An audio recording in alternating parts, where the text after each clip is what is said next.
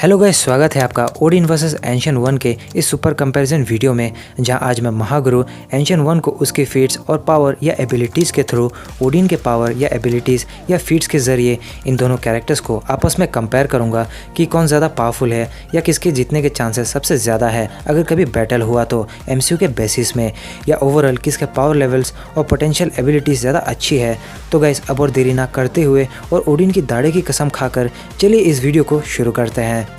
सबसे पहले बात करते हैं एंशिएंट वन के बारे में। एंशिएंट वन डॉक्टर स्ट्रेंज के गुरु होने के साथ काफ़ी हज़ारों सालों से ही सॉर्सरर सुप्रीम होकर अर्थ को मल्टीवर्स और बाकी खतरों से बचा रही है अपने sorcerer skills, mistake arts, knowledge और विजडम के थ्रू, जिसने यहाँ तक कि डॉक्टर स्ट्रेंज को भी बोल दिया था कि तुम तुम्हारे हाथों के कारण नहीं बल्कि तुम्हारे लो कॉन्फिडेंस के कारण तुम सॉर्सरीज या मैजिक स्किल्स परफॉर्म नहीं कर पा रहे। साथ ही वो बहुत ही अच्छी फाइटर है जो hand to hand combat skills की मास्टरी होल्ड करती है, जिसने खुद काइसिलियस, कार्ल मोर्डो या फिर डॉक्टर स्टीफन स्ट्रेंज जैसे कैरेक्टर्स को ट्रेन किया हुआ है। और इसी कारण वो काइसिलियस के डार्क डायमेंशन से पाए हुए पावर्स के होते हुए भी कई मौक़ों पर उसे और उसके जीलोर्स पर भारी पड़ती हुई नजर आई है, जो कि प्रूफ है कि वो एक काफ़ी अच्छी मेले बैटल स्किल्स भी रखने वाली फाइटर है। साथ ही वो इन्हीं स्किल्स और फाइटिंग एबिलिटीज़ को कितनी सालों से परफॉर्म करती आई है, तो उसकी एक्सपीरियंस लेवल भी काफ़ी टॉप पर है। वहीं जो भी सॉर्सरर सुप्रीम होता है उसके पास आई ऑफ आगामोटो होता है, जिसके अंदर एक इन्फिनिटी स्टोन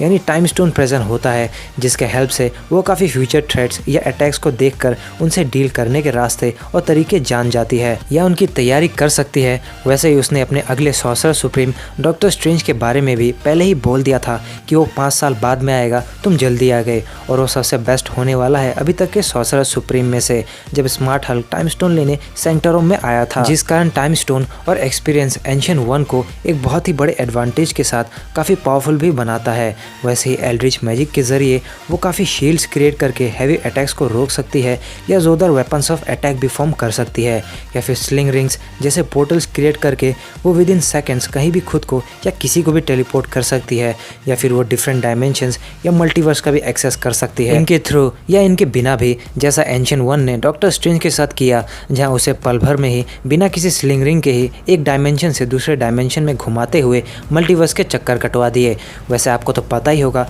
कि स्लिंग रिंग्स को क्रिएट करने के लिए आपको उस जगह को परफेक्टली इमेजिन करना पड़ता है, तो इसका मतलब एंशिएंट वन की इमेजिनेशन भी काफ़ी स्ट्रॉन्ग और एक्यूरेट है। और एडिशनली वो एस्ट्रल प्रोजेक्शन के थ्रू खुद की या किसी की भी बॉडी से उसकी एस्ट्रल फॉर्म को बाहर निकाल सकती है, जो कि वो डॉक्टर स्ट्रेंज के साथ और स्मार्ट हल्क के बॉडी से ब्रूस बैनर को निकाल कर चुकी है, और दोबारा एस्ट्रल फॉर्म को फिजिकल बॉडी में मर्ज भी कर सकती है, जो एंशिएंट वन को बहुत खतरनाक बनाता है। या फिर एंशिएंट वन का मिरर डायमेंशन का एक्सेस कर पाना भी कोई कम नहीं, जहां वह काइसिलियस और उसके जीलोर्स तक को मिरर डायमेंशन में ले जा चुकी है बैटल करने को, या वो जिस तरह चाहे मिरर डायमेंशन को उसी तरह अपनी अकॉर्डिंग मैनिपुलेट करने की भी कैपेबल है। यहाँ तक कि मोस्ट प्रोबेबली बुक ऑफ कैगिलिस्टो जैसे पावरफुल बुक का नॉलेज भी एंशिएंट वन रखती है, जिसमें कई अनगिनत रिचुअल्स और प्रोसेस है जो किसी को भी सुपर पावरफुल बनाने के काबिल है सॉर्सरीज और एंशिएंट मैजिक के साथ ही अभी तक एंशिएंट वन डार्क डायमेंशन से भी पावर्स लेते हुए एमसीयू में दिखाई दी है, जिसके थ्रू वो बूढ़ी हुई ही नहीं,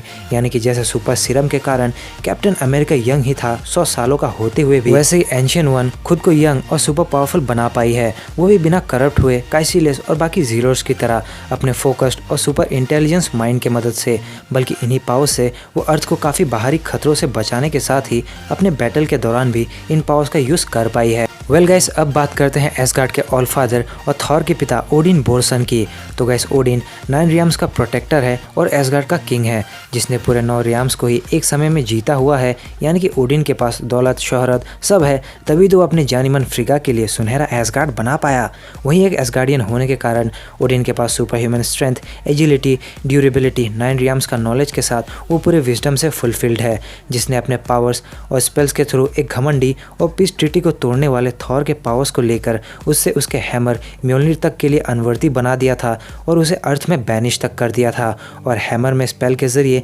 एन्चांटमेंट तक भर दिया था ओडिन ने, ताकि कोई एरा गैरा नथु गैरा उसे उठा नहीं पाए। वहीं हेला जैसे डेडली और पावरफुल स्किलफुल फाइटर तक को ओडिन अपने स्पेल के थ्रू हजारों सालों तक बांधे रखा हुआ था, क्योंकि जब थॉर 1500 साल का होते हुए भी हेला से कभी नहीं मिला, तो हेला उतने सालों तक कैद में थी, ये आप क्लियरली एज्यूम कर सकते हैं। यहाँ तक कि खुद एक एसगार्डियन होने के कारण कारण उसकी एज काफ़ी स्लोली बढ़ने के साथ काफ़ी लॉन्ग स्पैन ऑफ लाइफ देता है उसे। साथ ही एसगार्ड के ऑलफादर होने के कारण उसके पास ओडिन फोर्स का एक्सेस है, जो एक कॉस्मिक एनर्जी है जिसके थ्रू लाइफ क्रिएट करने के साथ अनइमेजिनेबल फोर्स की अटैक की जा सकती है, जो पॉसिबल इनफाइनाइट लेवल्स की ही होगी, जो ओडिन का बहुत ही बड़ा प्लस पॉइंट है। वेल, ओडिन अपने मैजिक और स्पेल्स के थ्रू अपने डेथ के बाद भी एज ए स्पिरिट थॉर को गाइड करता हुआ नजर आया है और शायद फ्यूचर में भी थॉर का पीछा ना छोड़े, क्योंकि वो उसका बाप है। वहीं किंग ऑफ एसगार्ड होने के कारण वो ढेरों वेपन्स का एक्सेस भी रखता था, जैसे गंगनीर, जिसके जरिए वो एनर्जी ब्लास्ट या स्ट्राइक्स तो करता ही था, वैसे ही वो उसके थ्रू और टेलीपैथी मोड में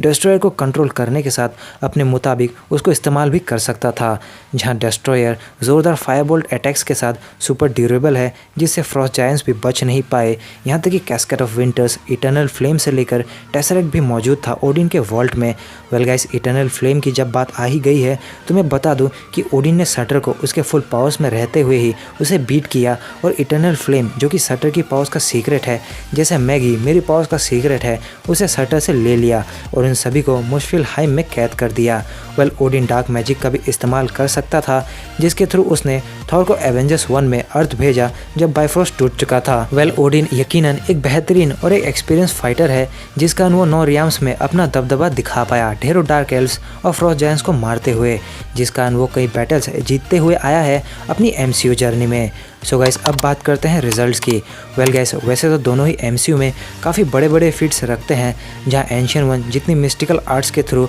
एंशियन मैजिक परफॉर्म कर सकती है, उतने ही ज़बरदस्त ओडिन के स्पेल्स या वेपन्स और उसकी नॉलेज और विजडम है। लेकिन गाइस, ओडिन ऑल फादर है जो 9 रियाम्स का प्रोटेक्टर है, मगर एंशियन वन एमसीयू के मुताबिक बस अर्थ की प्रोटेक्शन में है। वहीं ओडिन एसगार्ड का किंग भी था, जो उसे ओडिन फोर्स जैसे पावर का एक्सेस देता है, जिसका सामना एंशियन वन के लिए भी मोस्ट प्रोबेबली नामुमकिन हो। यहाँ तक कि ओडिन के स्पेल्स काफ़ी असरदार और पावरफुल है, जो हालातों को हज़ारों सालों तक कैद कर पाया, और इन एडवांटेजेस के कारण मुझे लगता है कि ओडिन इस कंपैरिजन का विनर है, और इन दोनों में से ओडिन विनर होगा अगर कभी बैटल हुई तो। लेकिन गाइस, एंशियन वन के पास टाइम स्टोन के एक्सेस के साथ डार्क डायमेंशन से पावर्स लेना हो या फिर मल्टीवर्स का एक्सेस एंशियन वन को भी विनर बना सकता है, मगर कुछ कंडीशंस पे कि ओडिन ने पहले ही ओडिन फोर्स का इस्तेमाल किया है, या टाइम स्टोन के सामने तो आपको पता ही है ऑल फादर भी कुछ नहीं। तो बस ये समझ लीजिए कि सिचुएशंस और कंडीशंस के बेसिस में कोई भी विनर हो सकता है, लेकिन ज़्यादा चांसेस ओडिन के विनर होने के हैं, और ज़्यादा चांसेस जानने के लिए ही तो ये कंपैरिजन की जाती है।